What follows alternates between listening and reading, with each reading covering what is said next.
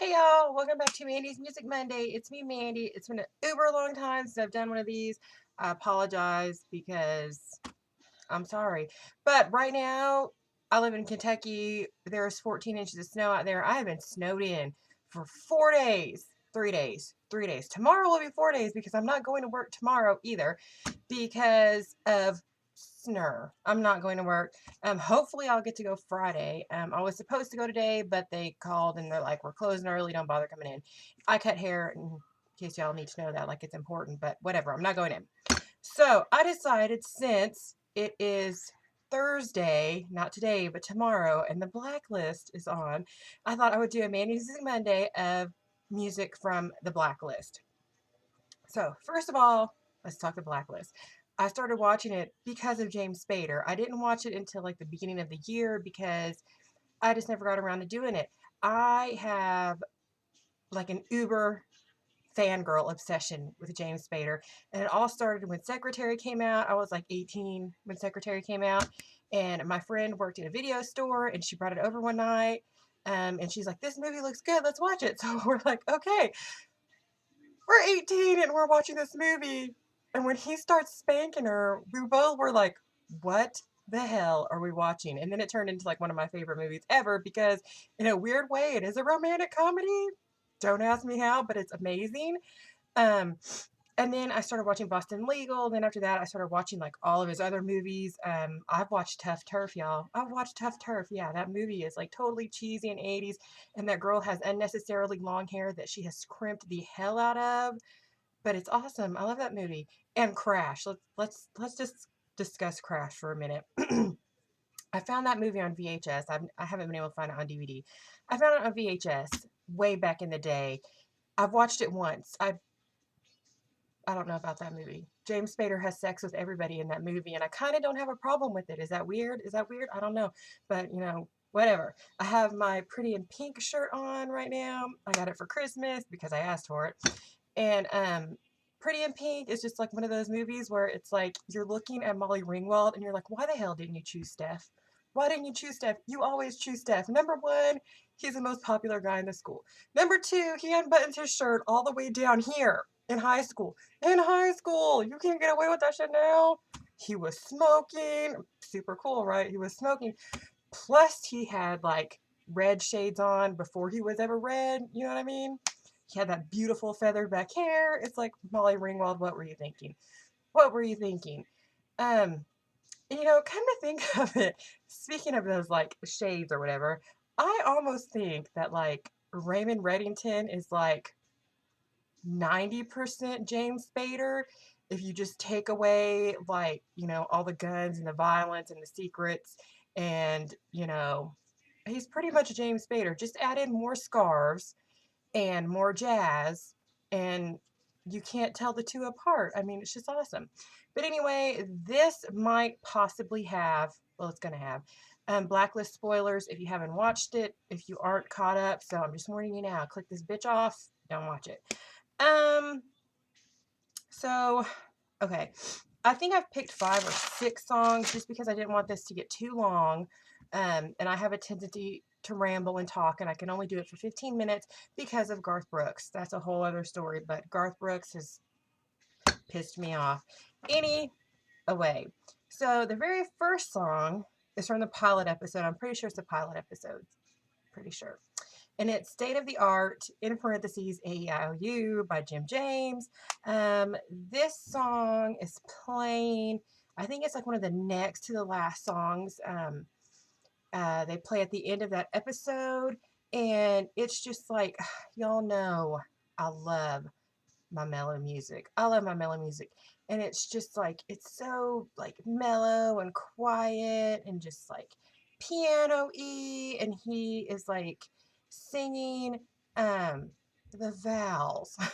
He is singing the vowels at you. I'm not joking. Nobody has been able to pull off singing vowels except the caterpillar in Alice in Wonderland. You've done it, Jim James. You've accomplished what only the caterpillar has accomplished. And it's pretty amazing and epic and awesome. And I love that song. And I just have to say, let me say this before I get too distracted. Whoever is like picking the music for the Blacklist is like a freaking genius. And if I ever met you, I would kiss you on your mouth because I love music so much. And like when the music fits in perfectly with the scene, it's just like a moment made in heaven.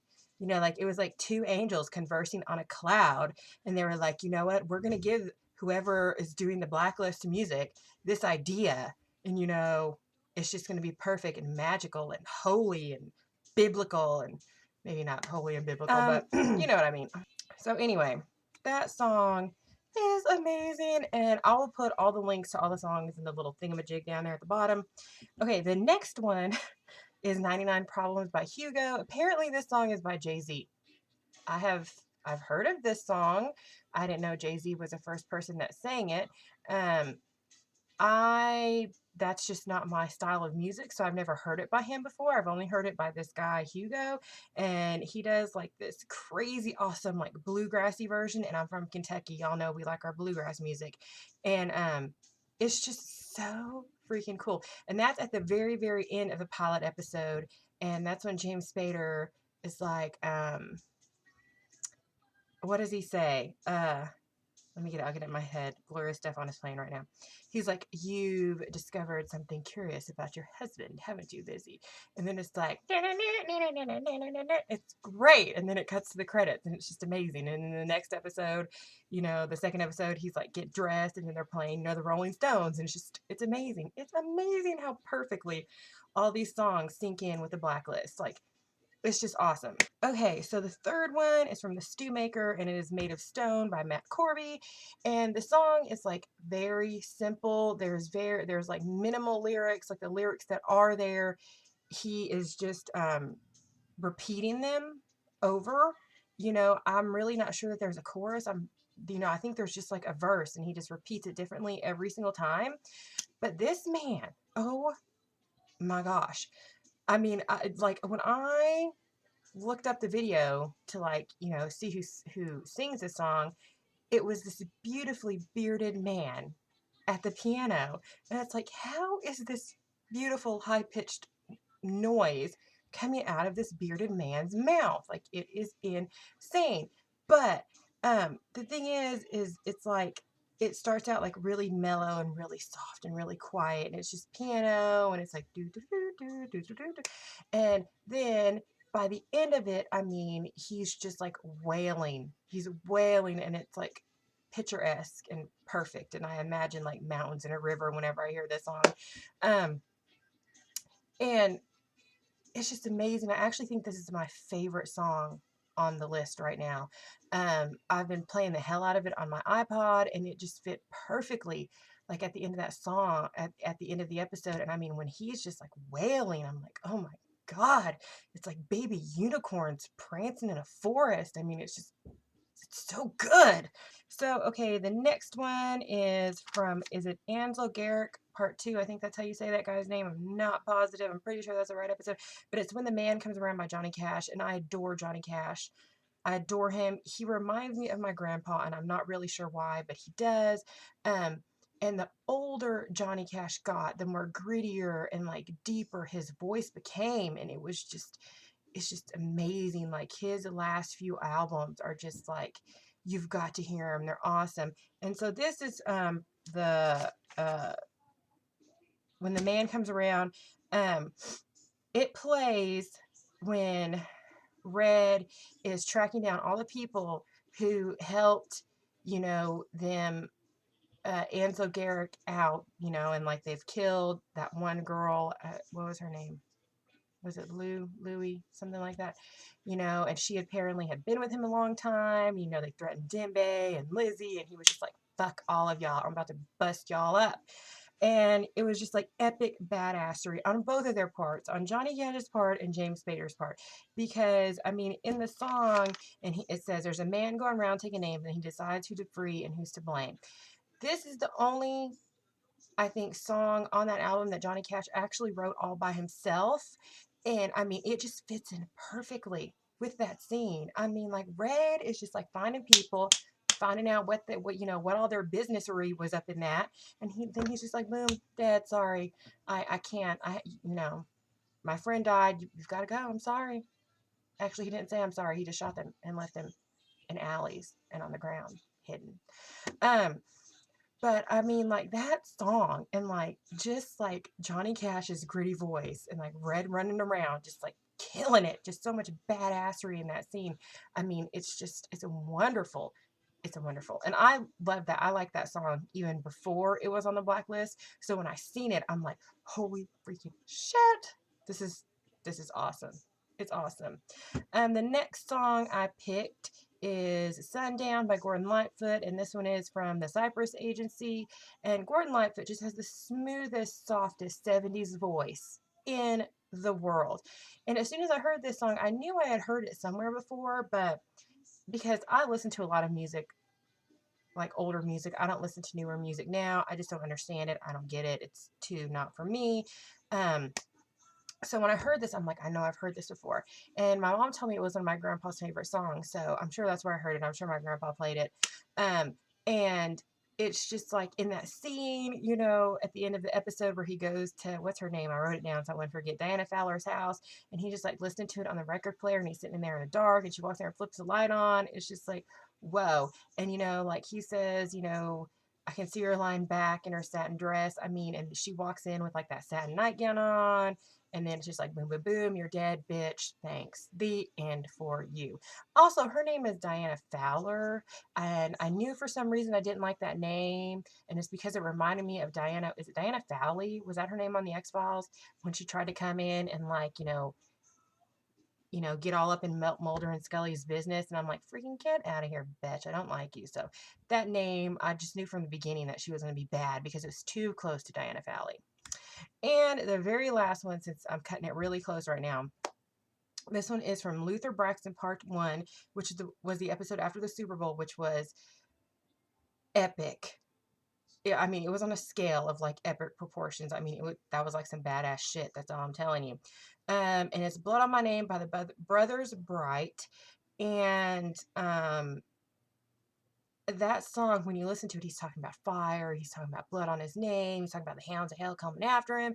If you think about that and then you put it in context with the Blacklist and Red and, him being in a fire, whatever his part that, he played in the fire, we don't know yet. I mean, that song was just amazing. And that song is just very like raw and loud. And the guy who sings it, he just has like the most manly voice, which is what I really like about music. Like, they say if you can get on stage with just you and a guitar and can belt it out, I mean, you pretty much got it made. You're good. And I think if that guy was to just get on stage with his guitar and just like belt this song out by himself without the rest of his band, that song in itself stands alone. Like the lyrics are amazing. The guy singing it is amazing. The band, all, in general is freaking amazing. Mainly because it just sounds like somebody just sitting there playing it in your living room and it like catches you in your heart right there. And it's just like so awesome. And then Red is like, I'm going to go get her with his freaking shotgun. Okay. And his sleeves rolled up with his little black vest on. And I mean, he just taking dudes down like that, freaking shooting open doors. I mean, like my little fangirl heart, oh my God, about jumped out of my chest. I was like, oh my gosh, this is like the best thing ever. And I mean, the thing with the Blacklist is like the Blacklist is amazing. It's amazing. Like it's just awesome. I don't need to like convince you of anything. If you watch it, you'll understand why. But when you add in the music and when the music fits in with everything so perfectly, I mean, imagine Red busting up in there with his shotgun, like freaking kicking ass without this song. It's not the same. It's not the same. It's just awesome. So I really enjoy doing this. And I'm thinking I'm going to do another one because there are a lot of other Blacklist songs that I can choose from that I really, really love and enjoy. And I think I might do another one. Not to mention I have like a bazillion other Mandy's Music Mondays planned that I want to do. So yeah, if you haven't seen the Blacklist, watch it now. If you haven't seen Boston Legal, watch it now. If you haven't seen those two shows, I don't know what you've been doing with your life. What have you been doing with your life? What TV have you been watching? Because it hasn't been the Blacklist and it hasn't been Boston Legal because Boston Legal is a shiznit. So, okay, bye guys. I'll see you next time.